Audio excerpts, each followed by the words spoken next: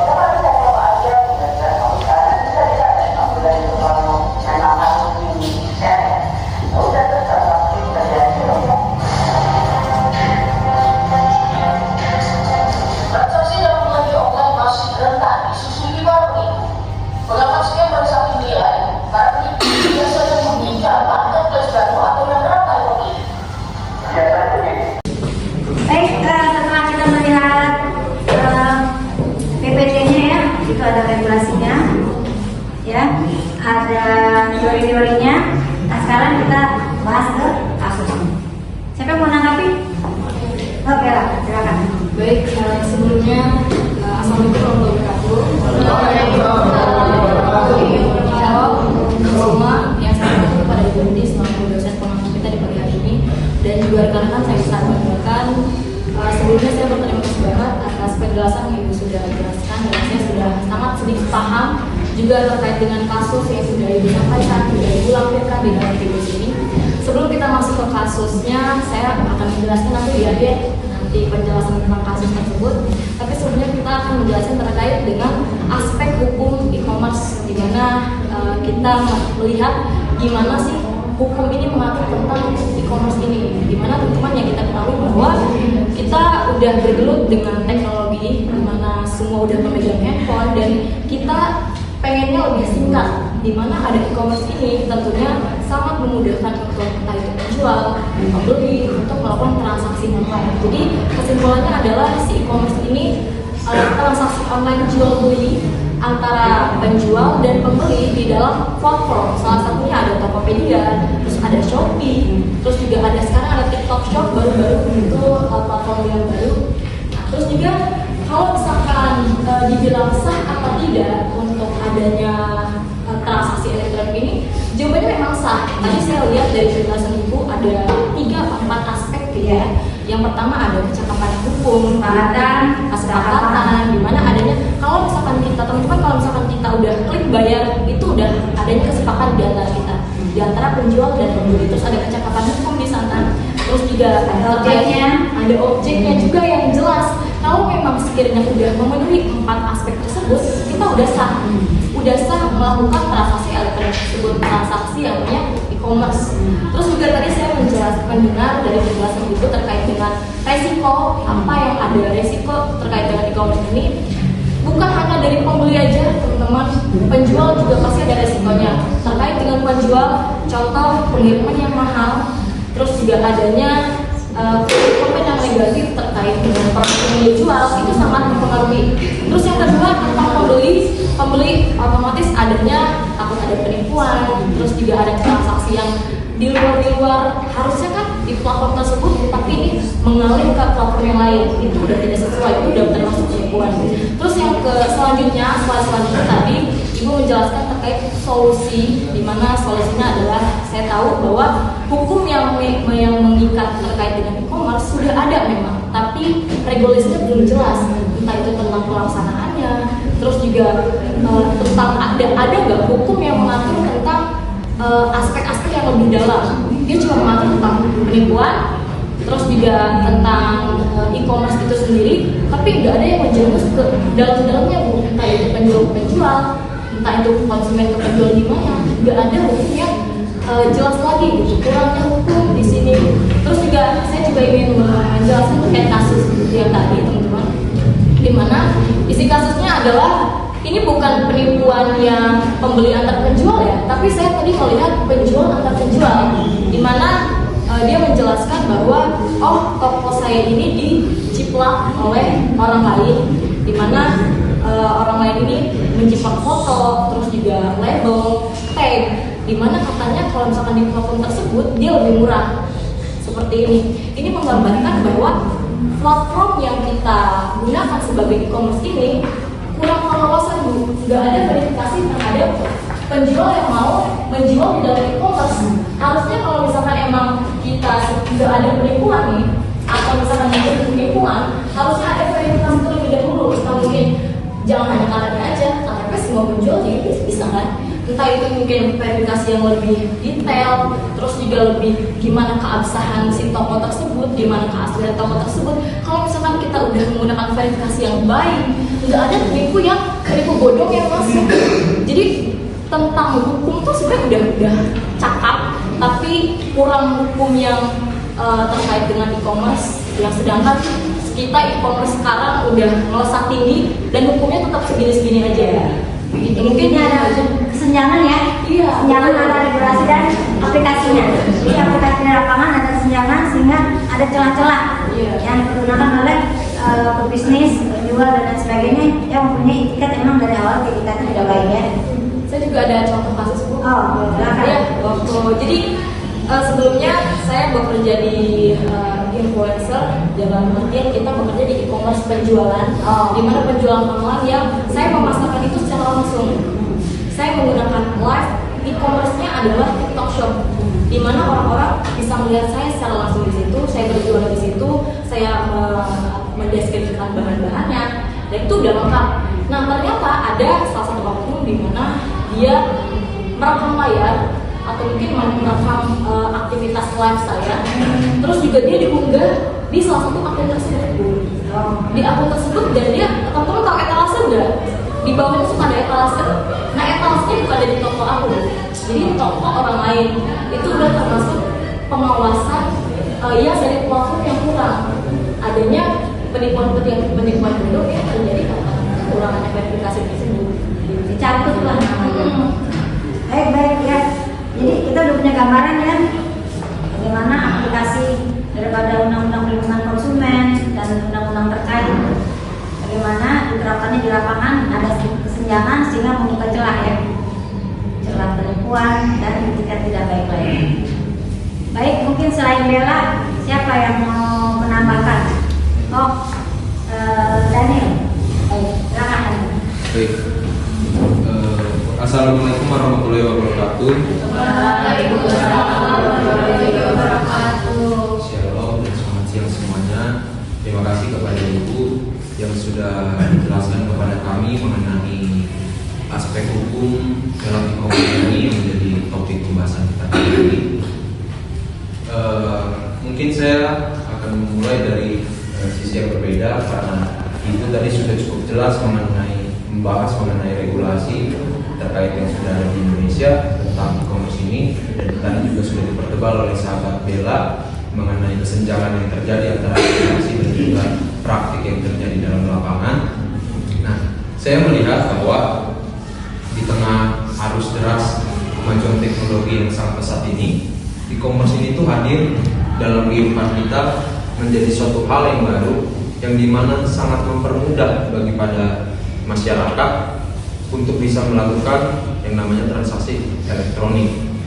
Nah, kemudahan-kemudahan itu diberikan kepada kita, salah satunya adalah fleksibilitas waktu, yang dimana saat kita berbelanja online, kita tidak perlu yang namanya melihat waktu, entah itu jam 1 malam, jam 2 malam, jam 3 malam, kita tidak perlu lagi melihat waktu. Itulah kelebihan yang dihadirkan oleh e-commerce ini.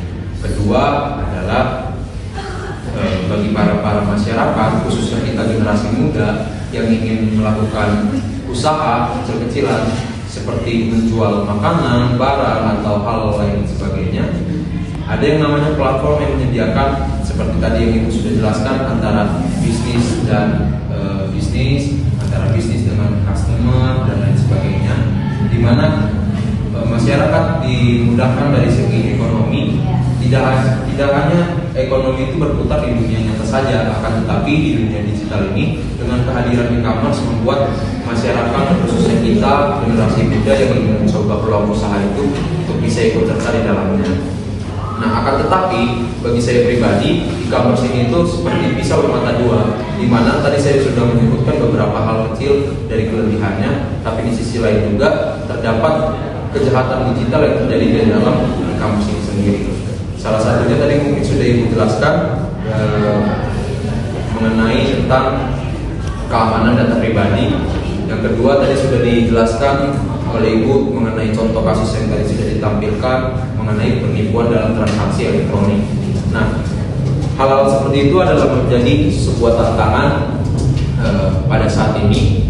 Bahwasanya bagi saya, menurut pandangan saya adalah hal yang perlu digarisbawahi dan harus kita pahami sebagai masyarakat adalah kesadaran digital, di mana kesadaran digital itu merupakan hal yang sangat penting untuk kita pegang dalam bertransaksi elektronik, dalam membeli, dalam menjual, dalam kita melihat daripada suatu produk di sebuah toko online. Kita harus bisa memahami bagaimana caranya untuk membedakan antara toko yang asli dengan yang palsu. Kita juga harus bisa belajar dan juga beradaptasi terhadap perkembangan e-commerce ini yang selalu berkembang dengan pesat, dan juga terkhususnya sebagai seorang mahasiswa sudah selayaknya kita untuk bisa memberikan literasi digital kepada lingkungan terkecil kita, seperti contohnya teman-teman, sahabat, orang tua, ataupun orang lain, yang dimana kita juga sadar bahwa orang lain belum tentu memiliki pemahaman yang sama dengan kita. Nah, cara kita adalah terus belajar mengenai perkembangan teknologi ini, teruslah beradaptasi tentang teknologi ini, dan jangan pernah pelit ilmu untuk kita membagikan informasi kepada sekitar kita mengenai apa sih pentingnya kita ketahui daripada tanggung jawab terhadap keamanan data, dan apa sih resiko yang bisa kita terima jika kita tidak mengerti mengenai regulasi terkait itu. Kira-kira seperti itu Bu, pandangan saya terhadap pembahasan kali ini. Saya ucapkan terima kasih kepada Ibu sudah menjelaskan dengan sangat baik kepada kami. Kira-kira seperti itu. Waalaikumsalam. Baik, jadi intinya ada peluang, ada tantangannya. Ya. Jadi kita harus saling melengkapi literasi digital kita. Salah satunya adalah bagaimana kita bertransaksi di dunia online, ya. Dan juga kita harus bisa memahami dengan regulasi yang terkait dengan e-commerce tersebut. Nah, gitu ya. Baik, mungkin ada penambahan satu lagi nih. Siapa namanya ini? Ramadan. Silakan, coba Ramadan mau kasih tambahan apa? Izin menambahkan sedikit aja Ya. karena penjelasannya sudah disampaikan sama Silakan. saya, Bella dan Daniel. Intinya Bu, di tengah maraknya e-commerce ini, kita sebagai pembeli atau konsumen harus berhati-hati Bu dalam memilih toko, dan juga bagi para penjual harus tetap berhati-hati agar tidak terjadi kasus penipuan penjual atau penjual yang sudah dilayangkan di dalam presentasi tadi. Jadi hati-hatian ya. Pasti. Sekarang banyak barang-barang juga ya, usaha yang bodong ya. Nah, dan sebagainya. Ada lagi mungkin yang ada. Oh, silakan ada. Abdul ya. Sebelumnya saya ucapkan terima kasih kepada Ibu yang telah memberikan kesempatan bagi saya. Di sini perlu saya garis bawahi terkait dengan persoalan yang tadi disampaikan oleh teman-teman daripada sahabat Bella, Daniel dan lain sebagainya. Yang perlu saya sampaikan pertama adalah terkait dengan sisi regulasinya, yang dimana terkait dengan persoalan aspek hukum. Saya rasa terkait dengan persoalan bagaimana perlindungan konsumen ataupun penjual itu sendiri sudah terjawabkan dengan jelas di dalam Undang-Undang Nomor 8 Tahun 1999 tentang perlindungan konsumen bab 4 pasal 8. Nah, di situ tentang perbuatan yang dilarang bagi pelaku usaha. Ya. Nah, di dalam poin per poinnya itu sudah tergambar dengan jelas. Tapi merujuk pada terkait dengan persoalan yang tadi disampaikan, saya rasa mereka sudah cukup jelas dari sisi regulasinya, dan ada juga solusi yang ditawarkan dan gambaran edukasi yang disampaikan oleh sahabat-sahabat. Tapi di sini saya ingin berbagi pengalaman, yang dimana pengalaman ini karena saya selaku orang yang menggunakan daripada salah satu marketplace. Nah, saya adalah salah satu orang yang sering melakukan transaksional jual beli motor, HP dan lain sebagainya. Seringkali di lapangan saya sering menemukan banyak persoalan dan kejanggalan terkait dengan penipuan yang sering tadi digambarkan. Saya contoh, saya pernah menjual daripada motor, saya sebagai penjualnya, dan pembelinya ini dikendalikan oleh orang ketiga. Nah, dan orangnya ini dari Lampung. Nah, saya di Buaran sini. Kemarin, karena kebetulan saya memposting daripada motornya di marketplace, lalu ada orang ini nggak dikenal, tapi punya akun Facebook lalu mengomentari lah daripada apa yang saya perjualkan. Lalu orang ini terus daripada si yang pembeli ini, daripada orang Lampung ini, menanyakan terkait dengan orang yang tadi. Jadi seakan-akan dia yang mengarahkan daripada untuk ke saya. Lalu seakan-akan daripada gerak-gerik si pembeli ini itu dikendalikan oleh orang ketiga ini. Ini nih yang bahaya. Sehingga datang ketemu saya, ini barangnya udah ada, tinggal transaksinya ada, kesepakatan daripada harga barangnya. Lalu saya juga ditelepon sama orangnya itu, lalu berdua di ini, lalu transaksinya itu orangnya itu suruh dia melakukan pembayaran kepada orang yang tadi. Nah, sedangkan saya nggak tahu persoalan atau pembahasan seperti apa yang mereka bahas. Nah, sehingga habis itu dia sudah selesai transaksi, dia bilang saya minta mereka keluar dulu cabut narik duitnya baru kembali datang bayar. Ternyata dia suruh teman satunya keluar, lalu seakan-akan saya bilang kayaknya mereka pergi narik duit. Nah, ternyata perginya mereka itu salah satunya adalah mengelabui. Ternyata uangnya udah dikirim ke orangnya. Nah, ini lalu daripada orang itu, nih uangnya udah saya kirim. Nah, nggak pernah masuk ke saya, kan saya yang jualnya. Uangnya nggak pernah masuk ke saya. Nah, terus ini apa? Nah, saya nggak tahu. Nah, inilah yang jadi polemiknya. Sehingga jual beli seperti ini itu yang seharusnya dipertekankan kepada teman-teman sebagai sumber daya manusia. Inilah yang perlu diperhatikan. Seringkali penipuan ini bisa seperti itu dan seringkali terjadi pada barang yang kita beli. Kalau kita bicara soal motor misalnya, seringkali saya selalu mengatakan bahwa saat itu saya ingin beli motor, saya tidak mau namanya transaksi uang terlebih dahulu. Misalnya mereka untuk bagaimana menalangi daripada motor atau barang supaya tidak dibeli lagi sama orang lain. Nah, seringkali mereka sering minta seperti itu. Tapi saya sering bilang bahwa tidak bisa, kalau mau ketemu langsung. Nah, kenapa harus ketemu langsung? Biar kita bisa mengetahui daripada barangnya seperti apa, keadaan barangnya seperti apa, lalu bisa kita melakukan kesepakatan.